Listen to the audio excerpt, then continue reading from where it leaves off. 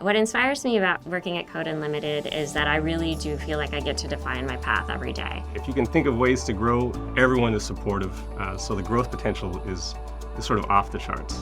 You get to wear a lot of hats, you get to do a lot of different things, which is actually a lot of fun. At Code Unlimited, it's really great to be able to see all of the different building projects. So there's all kinds of buildings, whether it's hospitals or schools or office buildings, you're really getting to make an impact in people's everyday lives. It's been amazing. It's a bundle of experiences that I'm getting at Code Unlimited.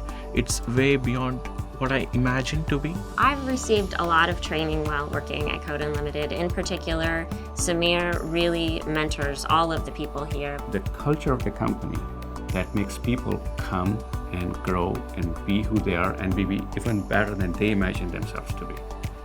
That is awesome. That's what I talk about when I go home.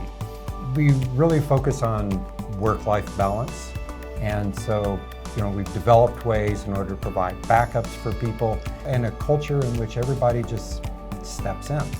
And our basic premise is we're going to be big enough to have every person be successful, no matter what you define as your success.